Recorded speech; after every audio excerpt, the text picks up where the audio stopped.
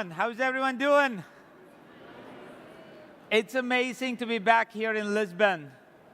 I'm always impressed at how the hospitality of everyone here, from the cab driver to the government officials and the Prime Minister himself.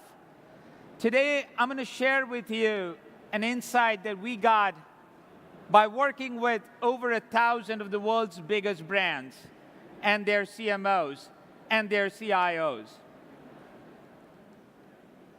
We're going to start with the number, $563 billion is what we're going to spend globally on advertising this year.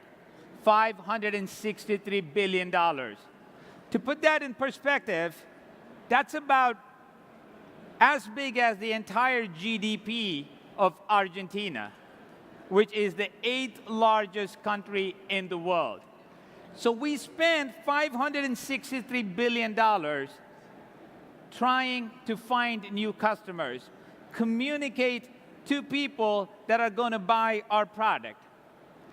In contrast, we spend just $9 billion for customer care around the world. $9 billion.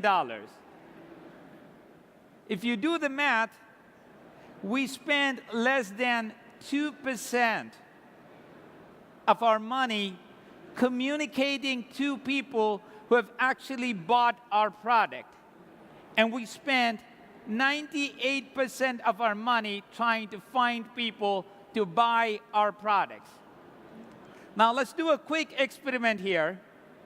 You all know about the latest and greatest Apple products that are coming out. The iPhone 8 have come out, iPhone 10.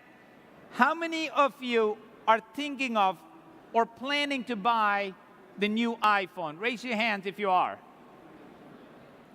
Okay. Now, put your hand down if you don't own an iPhone or you don't own an Apple product.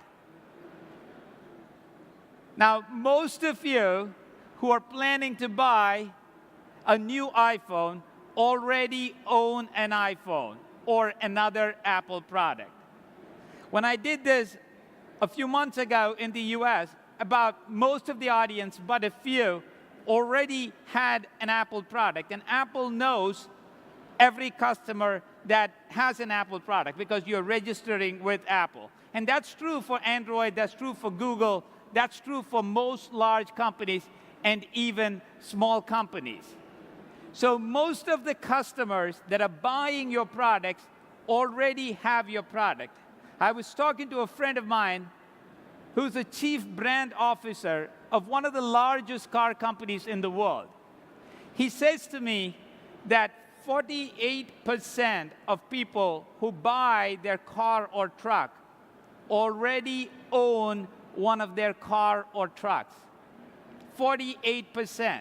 And every year, they spend $3 billion advertising, trying to find new customers for their products. And they spend that money mostly on TV and print and traditional advertising. They're trying to find people on TV when 48% of those buying the car or truck are driving around for hours in one of their vehicles that's already connected with each other and to the brand. That is a huge wasted opportunity. That is money that can be optimized. Now, it gets worse. Gartner basically says that 80% of your revenue comes from 20% of your customers. 80% of your revenue comes from 20% of your customers. And if you double-click on those customers, you will realize that these are your best customers. Now, what do your best customers do? They use your product over and over again. What happens when you use your product over and over again? You learn all the problems that the product has. So what do you do when you have problems? You call customer care. Now, what's interesting is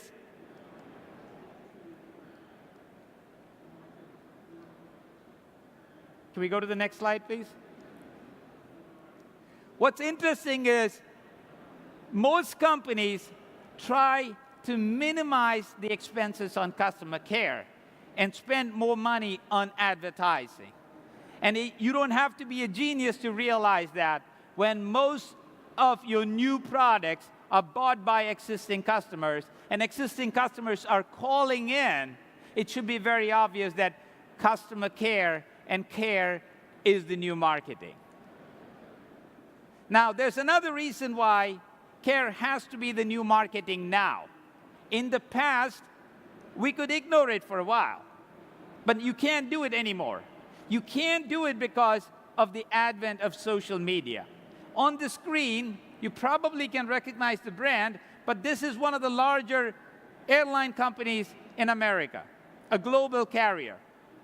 Somewhere on their marketing team, there is a marketing manager who's posted the latest campaign on their Facebook page. If you look at the picture, they're talking about their new fleet of aircraft, and the campaign's going really well. Thousands of likes, hundreds of comments. Everything is looking good, except when you start reading the comments. The comments are worst flight I've ever had.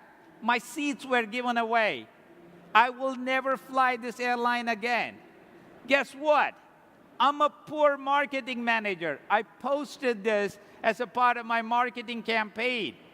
What do you think I'm going to do when customers are complaining on my marketing campaigns?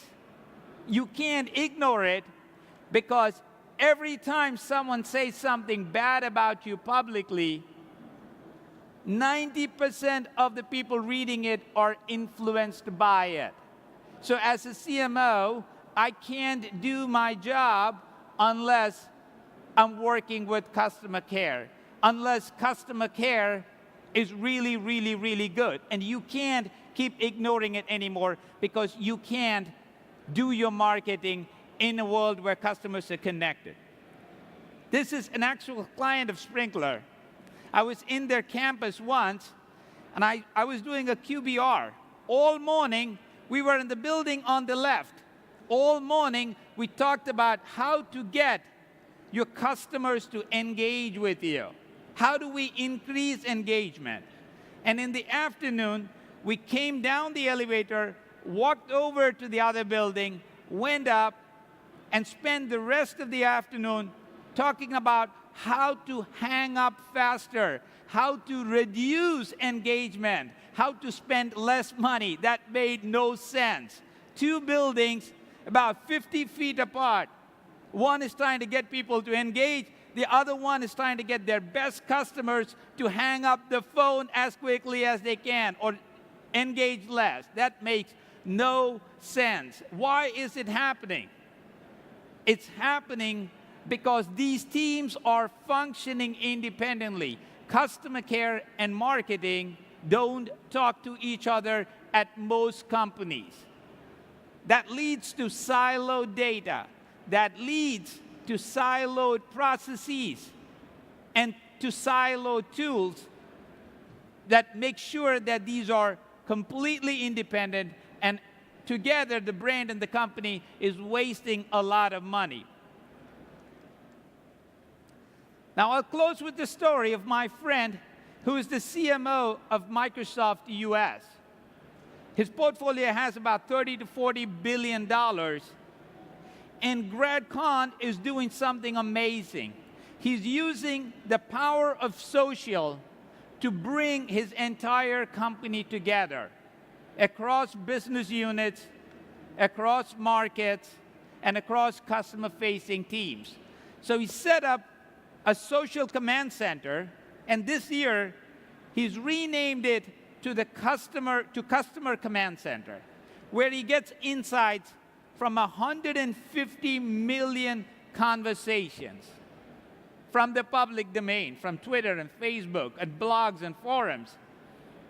And then he analyzes all of that, throws away the spam, connects that data to his existing customer profiles to get a unified view of his customer. And then he pulls it together, routes it to different teams in his company, So he can get those teams to work together to take care of that customer. And whenever he finds an opportunity to engage, regardless of whether the customer is engaging with Microsoft Surface, Microsoft Azure, Xbox, or whatever the case might be, they have a seamless customer experience as Microsoft. So the customer thinks they're talking to Microsoft, and Microsoft can now talk to the customer as Microsoft. Now, where do we go from here? The realization that regardless of whether you're a big company or a small company, you're probably wasting a lot of money and time on marketing that can be optimized a lot more if you work with your customer care teams. Your best customers are the ones that are buying more, they're driving your revenue, they're the ones that are calling your customer care line. So when you go back, get on a plane, when you get back to your company, go find the person. If you're in marketing, go find the person who's running customer care. If you're in customer care, go find the person who's running marketing and show him your Facebook page, show him where your customers are talking to you. Help them understand that together you can identify your best customers and have your best customers be your best advocates, and that's the best marketing you can do in the age of a connected customer. Thank you very much.